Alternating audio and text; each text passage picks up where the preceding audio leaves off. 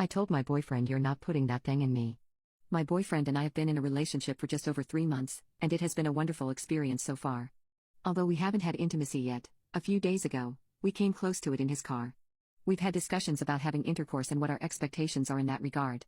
Since he's had previous partners, I expressed my preference for both of us to get tested before taking that step. Even though I haven't been sexually active with anyone else before, I needed to explain my hesitancy, and thankfully, he was completely understanding. He assured me there was no rush, and he was willing to get tested.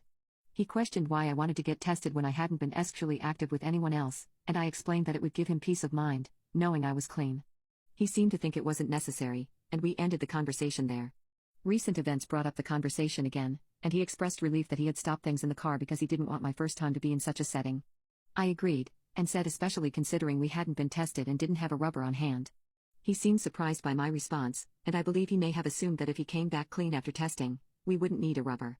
However, I emphasized that there was still a risk of pregnancy, even if I was on birth control, and he pulled out. I wasn't willing to take that chance at this point. The topic of having children has always been a challenging one for us. He really wants kids, whereas I do not.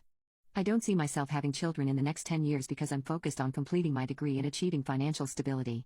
He, on the other hand, is in the process of transitioning to a higher-paying job. It wouldn't be practical for us to have children anytime soon.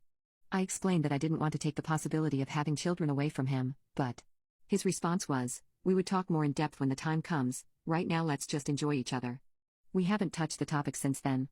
Anyway, I suggested that we could only have intimacy if he agreed to wear a rubber or consider a vasectomy.